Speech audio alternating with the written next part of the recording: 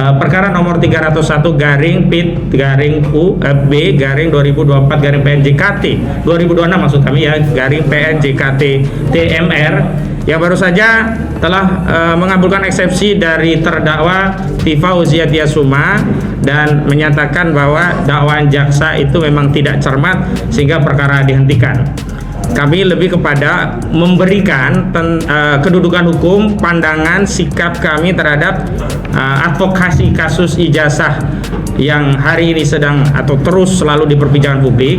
Karena belakangan memang ada klien-klien yang sebelumnya berjuang bersama kami menempuh jalan yang berbeda dengan apa yang sudah menjadi komitmen awal bersama kami. Kenapa demikian? Karena sejak awal tim kami hadir dibentuk tidak untuk dan atas nama individu tertentu, tidak untuk hanya ansih membela orang-orang tertentu, karena kami memang tidak pernah dibayar.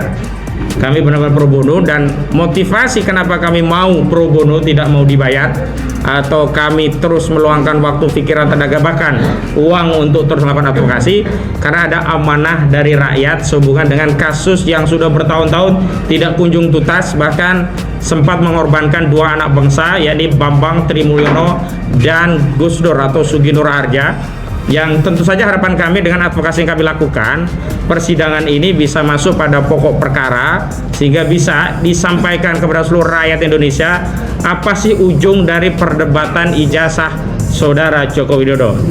Namun sekali lagi sayangnya, satu sisi mungkin kami bisa berbesar hati atau kami bisa menyatakan bahwa apa yang kami prediksi terbukti, yakni salah satunya akhirnya eksepsi diterima sehingga tidak perlu masuk pokok perkara, dan ini tentu saja memberikan kesempatan kepada Joko Widodo untuk tidak perlu hadir di persidangan dan menunjukkan ijazahnya.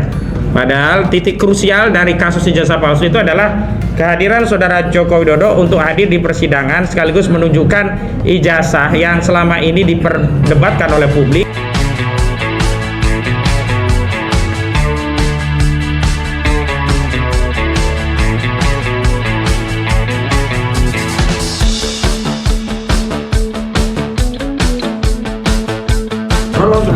Bismillahirrahmanirrahim. Assalamualaikum warahmatullahi wabarakatuh. Puji syukur kehadiran Allah Subhanahu wa taala, salawat berikan salam kepada Rasulullah Muhammad sallallahu alaihi wasallam. Terima kasih kami ucapkan kepada seluruh media yang hari ini telah memenuhi undangan kami. Ada dari Metro TV, ada dari iNews TV, juga ada dari Kompas TV, termasuk juga rekan-rekan YouTuber. Tadi ada Wan Kawan TV, ada juga Mimbartub, ada Salwa Media Channel, ada Popole, ada Langkah Update, dan sekitar 25-an yang ikut merilai agenda konferensi pers pada kesempatan kali ini. Pertama-tama kami ingin sampaikan bahwa kami dari tim advokasi anti kriminalisasi akademisi dan aktivis perlu untuk menyampaikan sikap terhadap berbagai pertanyaan dan juga sanggahan, termasuk juga hal-hal yang perlu kami jelaskan baik berkaitan dengan fakta, pilihan kebijakan, dan strategi yang kami tempuh dalam konteks melakukan perjuangan untuk membongkar kasus ijazah Joko Widodo. Bukan hanya kami sendiri, hari ini kami juga mengundang sejumlah tokoh dan aktivis. Ada dari tokoh purnawirawan TNI hadir di tengah-tengah kita, Bapak Maijen TNI Purnawirawan Sunarko. Selamat siang menjelang sore Pak Sunarko, terima kasih sudah hadir. Kemudian juga ada dari Gladiator, Gerakan Lawan Koruptor, ada Ibu Dio di belakang. Selamat sore, selamat siang Bu Dio. Juga ada dari Aliansi Rakyat Menggugat yang dipimpin oleh Bu Menu Wulandari. Terima kasih Bu Menu sudah memenuhi undangan. Dan dalam perjalanan juga ada dari UI Watch Bang Taufik Bahaudin. Kemudian ada juga Pak senior kita ya, Pak Andi Sarandi ya, yang membersamai kita di tengah-tengah kita begitu.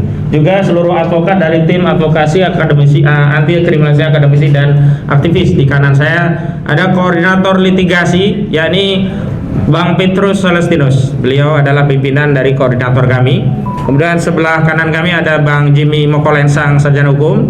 Kemudian juga ada Bang Medi Juniarto SHCLA. Kemudian di sebelah kiri saya ada Bang Samsir Jalil SHMH selaku bagian dari tim advokasi. Kemudian ada juga Profesor Dr. Herman Kardir SHMU. Kemudian juga ini Pakistani ya, Haja Azam Khan ya. Beliau adalah Bang Azam Khan dengan wajah khasnya, dengan pakaian yang khas juga gitu. Sama sore Bang Azam. Dan ini advokat yang original. Original. Juga ada Sri Kandi advokat kita yang meskipun berstatus sebagai tersangka tapi beliau tetap advokat dan selalu kami libatkan dalam kegiatan advokasi tim kami, yakni Bu Kurnia Triroyani. Selamat sore Bu Kurnia. Sore. Dan ada juga Bang Yasin Hasan Esa, beliau adalah bagian dari tim kami. Juga ada Ibu, saya dulu menyebutnya Bu Susiasi saja, ternyata nama lengkapnya adalah Ibu Untung Susiasi, sarjana hukum, magister hukum. Ya, ya pokoknya. Kemudian ada Bu Dio, tadi sudah saya perkenalkan. Ada Bang Bahar Zaman. Ini bagian dari tim advokasi yang meme-nya sering beredar di sosial media. Kami sering mengirimkan meme-meme yang berkaitan dengan pembelaan hukum dan perjuangan yang kami lakukan. Kemudian ada Bu Firka Dewi, ya. Kemudian juga ada Pak Fajar Gora, sarjana hukum, magister hukum, juga timnya yang lainnya. Kemudian di ujung ada Ibu Kartika Perdanasari, SHMH, juga sejumlah tokoh-tokoh aktivis yang kami tidak bisa sebutkan satu persatu. Terima kasih atas kehadirannya. Sebenarnya kami tidak dalam kerangka memberikan respon terhadap apa yang baru saja kita saksikan, yakni adanya putusan terhadap perkara nomor 301 garing PIT garing B garing 2024 garing PNJKT 2026 maksud kami ya, garing PNJKT TMR yang baru saja telah mengabulkan eksepsi dari terdakwa Tifa Uziatia Suma dan menyatakan bahwa dakwaan jaksa itu memang tidak cermat sehingga perkara dihentikan. Kami lebih kepada memberikan kedudukan hukum, pandangan, sikap kami terhadap advokasi kasus ijazah yang hari ini sedang atau terus selalu diperbincangkan publik. Karena belakangan memang ada klien-klien yang sebelumnya berjuang bersama kami menempuh jalan yang berbeda dengan apa yang sudah menjadi komitmen awal bersama kami. Kenapa demikian? Karena sejak awal tim kami hadir dibentuk tidak untuk dan atas nama individu tertentu, tidak untuk hanya ansih membela orang-orang tertentu, karena kami memang tidak pernah dibayar. Kami benar-benar pro bono, dan motivasi kenapa kami mau pro bono, tidak mau dibayar, atau kami terus meluangkan waktu, pikiran, tenaga, bahkan uang untuk terus melakukan advokasi, karena ada amanah dari rakyat sehubungan dengan kasus yang sudah bertahun-tahun tidak kunjung tuntas, bahkan sempat mengorbankan dua anak bangsa, yakni Bambang Trimulyono dan Gus Dur atau Suginur Harja. Yang tentu saja harapan kami dengan advokasi yang kami lakukan, persidangan ini bisa masuk pada pokok perkara sehingga bisa disampaikan kepada seluruh rakyat Indonesia apa sih ujung dari perdebatan ijazah saudara Joko Widodo. Namun sekali lagi sayangnya, satu sisi mungkin kami bisa berbesar hati atau kami bisa menyatakan bahwa apa yang kami prediksi terbukti, yakni salah satunya akhirnya eksepsi diterima sehingga tidak perlu masuk pokok perkara, dan ini tentu saja memberikan kesempatan kepada Joko Widodo untuk tidak perlu hadir di persidangan dan menunjukkan ijazahnya. Padahal titik krusial dari kasus ijazah palsu itu adalah kehadiran saudara Joko Widodo untuk hadir di persidangan sekaligus menunjukkan ijazah yang selama ini diperdebatkan oleh publik, dan kami tim sendiri sudah mengakses ijazah tersebut di tanggal 15 Desember 2025 yang lalu, di mana ijazah itu tidak lain dan tidak bukan adalah ijazah yang selama ini sudah beredar di tengah masyarakat, yakni ijazah dengan foto seorang pria berkumis tipis, berbibir tebal, juga menggunakan kacamata, yang diyakini oleh masyarakat itu bukan foto Joko Widodo. Tinggal satu langkah krusial lagi, yakni menghadirkan Joko Widodo dan ijazah tersebut di persidangan. Dan harapannya adalah dengan perjuangan orang-orang yang selama ini kami dampingi.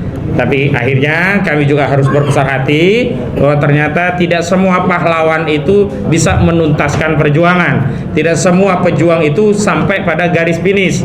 Ternyata kasus ini harus berakhir kosong-kosong, yakni tidak ada kejelasan tentang ijazah ini. Kenapa? Karena ketika eksepsi diterima berarti peradilan ditutup, tidak ada proses membuktikan perkara, tidak ada proses menghadirkan saksi, dan tentu saja tidak ada proses untuk menghadirkan saudara Joko Widodo termasuk ijazahnya di persidangan. Kira-kira itu yang dalam konteks hari ini ingin kami sampaikan. Yang paling penting adalah bahwa kami akan menjelaskan melalui koordinator kami tentang kenapa belakangan kami jarang hadir di publik dan kami cenderung mendiamkan berbagai komentar yang sebenarnya tidak sesuai fakta, yang kadang-kadang hanyalah tafsiran sepihak, bahkan fitnah-fitnah yang sangat jahat, yang tentu kami bersabar untuk mengkompilasi semuanya untuk kami jelaskan pada waktu yang tepat. Dan hari ini rasanya sudah tepat bagi kami untuk menjelaskan tentang posisi dan kedudukan kami, perjuangan yang kami lakukan, termasuk pilihan strategi. Kami pernah menyampaikan bahwa ketika perbedaan itu hanya dalam soal strategi, kami bisa berbesar hati bahkan menghargai setiap pendapat. Namun ketika perbedaan itu sudah sampai pada perbedaan visi, di mana visi awal pembentukan tim ini adalah untuk membongkar kasus ijazah Saudara Joko Widodo ini sampai tuntas, ternyata ada yang berbeda visi, ada yang lebih memilih visi menyelamatkan diri, visi untuk melalaikan tugas dan tanggung jawab tentang pembuktian penelitian itu sendiri. Padahal masyarakat dulu dibuat heboh, bahkan dibuat yakin ijazah ini menjadi diyakini palsu, itu adalah hasil penelitian beberapa orang yang sebelumnya kami dampingi. Tiba-tiba ada yang mencari selamat, meninggalkan perjuangan dengan modus mengubah hasil penelitian. Ada yang kemudian langsung melakukan proses perdamaian meskipun secara implisit dengan mendatangi kediaman Joko Widodo. Bahkan belakangan ada ya, meminjam ungkapannya Bang Herman Kadir, yakni menempuh jalan restoratif justice melalui putusan, baik putusan eksepsi maupun putusan pra peradilan. Itu pengantar saja.